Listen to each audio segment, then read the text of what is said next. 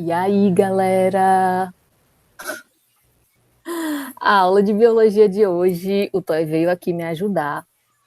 Na verdade, não, ele nem gosta muito de câmeras, eu trouxe ele aqui só para apresentar para vocês, perguntar se vocês estão empolgados.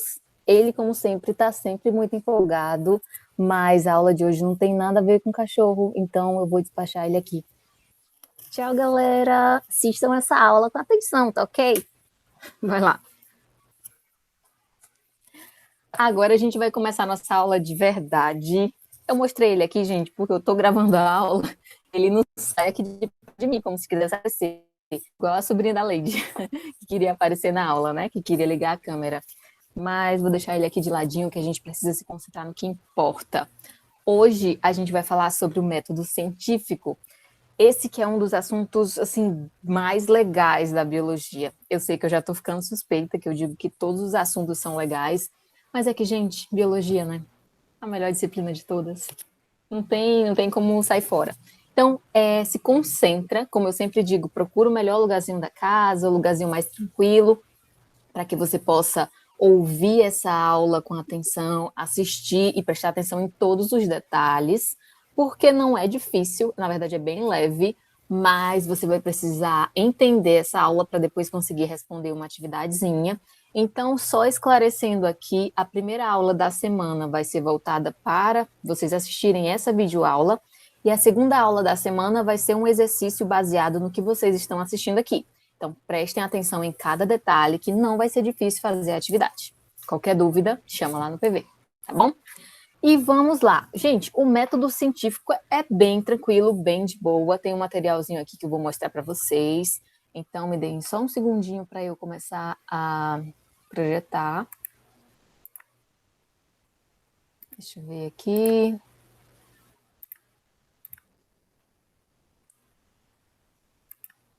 Acho que vocês já conseguem ver a essa altura do campeonato. Então é isso, galera. Presta atenção, tá? O método científico, basicamente, ele se resume em 6 passos. 6 passos esses que são importantes e que, se você for bem esperto, você já deve ter reparado que até agora a gente falou de muitos cientistas, muitos experimentos, né? Pasteur, Van Helmont, teve Lázaro Spallanzani, Francisco Redi, um montão de cientistas, um montão de experimentos. A construção da ciência passa por esse processo, né, de fazer experimentos, de testar as perguntas e obter respostas, como o caso do Pasteur, que definiu de uma vez por toda que a biogênese que era verdade. Mas antes de chegar a esse ponto, antes de chegar a uma resposta, a ciência ela requer que você passe por um método, um passo a passo, para que a sua pesquisa seja validada. Então, nesse caso, eu vou falar para vocês hoje desses 6 passos para você conseguir executar o método científico.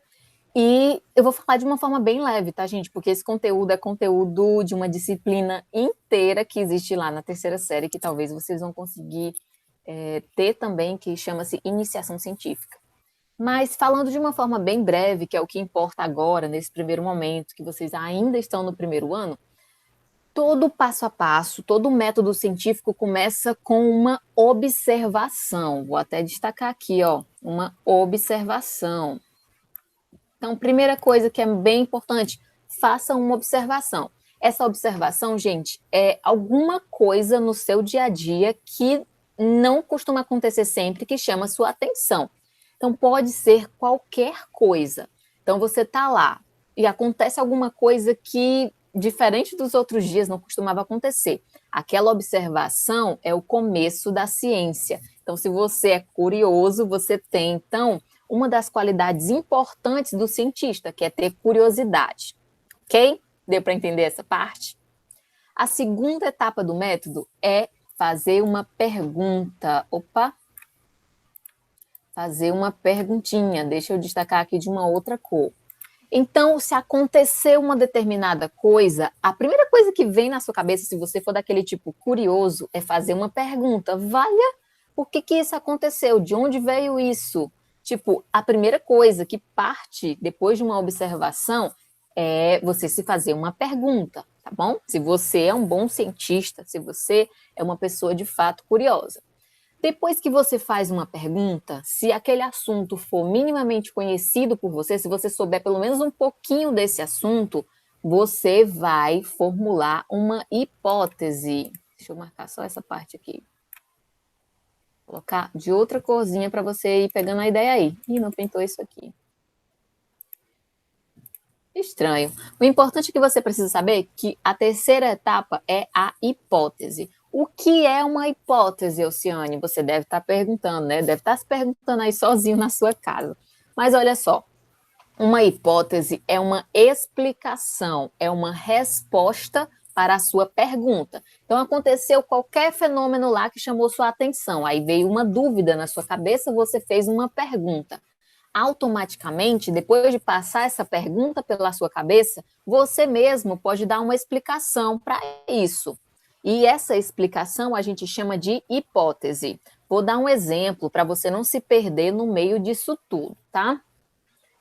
Outro dia, o meu cachorro, o Toy, que eu apresentei para vocês no começo da aula, diferentemente dos outros dias que eu coloco a ração no potinho de comida para ele, diferente dos outros dias que ele já vem animado e come antes de eu terminar de colocar, ele não comeu.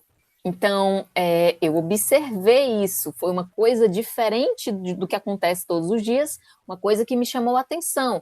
Então, veio uma pergunta na minha cabeça, tipo, nossa, por que o Toy não comeu hoje? Então, liga, veio uma pergunta na minha cabeça, que foi a segunda etapa. A terceira etapa vai ser a hipótese. A hipótese é a resposta. Automaticamente, quando eu fiz essa pergunta, né? Nossa, por que ele não comeu? Veio uma resposta na minha cabeça. Talvez ele esteja doente.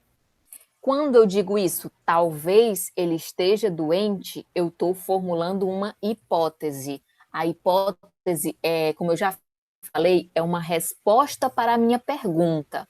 E o legal, gente, é que a hipótese ela precisa ser uma explicação testável, tá bom? Uma boa hipótese é aquela que você consegue testar. Então, pensa um pouquinho. Será que eu consigo testar se o meu cachorro está doente ou não? Consigo, né? Eu consigo testar isso. Então, até aqui tá indo tudo bem, né? Se não tá entendendo, volta um pouquinho só de novo essa aula, assiste isso. A aula não vai ficar muito longa, você consegue assistir até umas 2 vezes, eu acho, ou mais.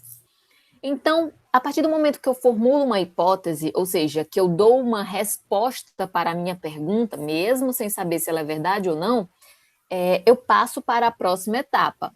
A próxima etapa é fazer uma previsão.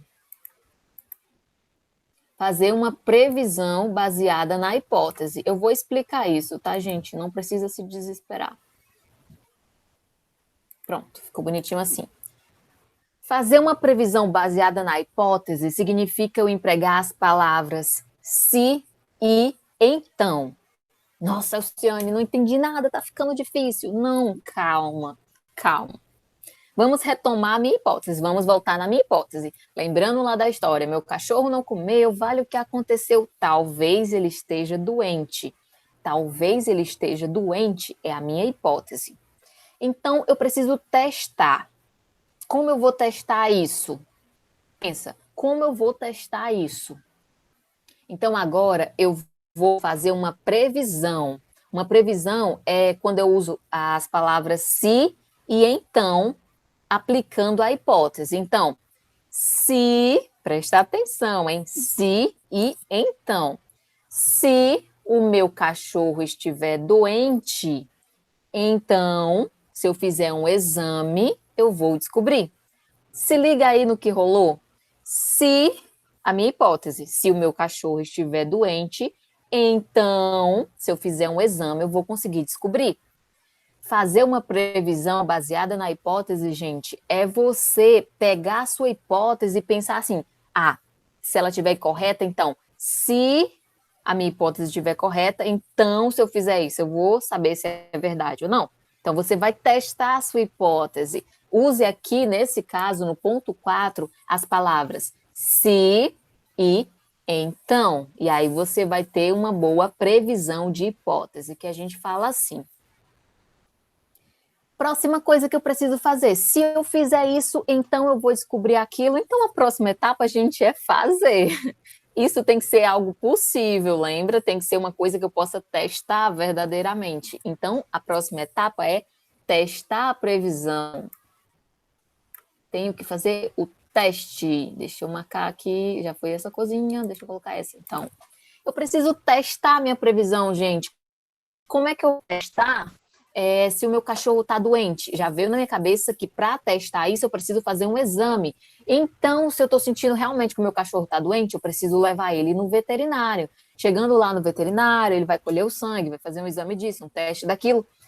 E olha que bacana, essa é a etapa 5 do método científico. Eu estou fazendo testes, eu estou fazendo exames para poder descobrir a minha próxima etapa, que são os resultados, tá, galera? Resultado aqui vai ser a última etapa. Deixa eu ver com que cor eu coloco. Ok.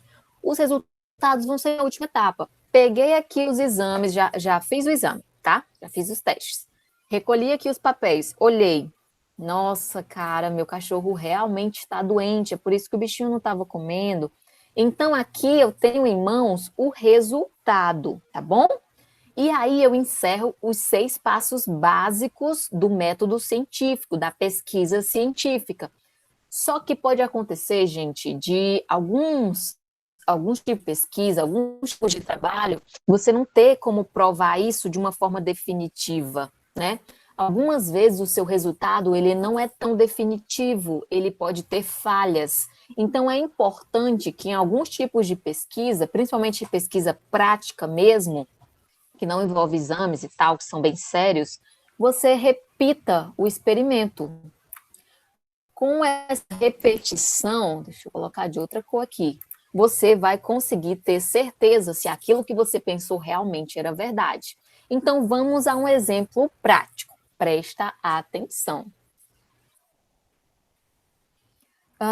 Um exemplo, falha em tostar. Que estranho, falha em tostado, o que essa mulher vai falar? Relaxa, é bem tranquilo. Vamos trabalhar o método científico aplicando os seus passos aos problemas práticos da vida cotidiana.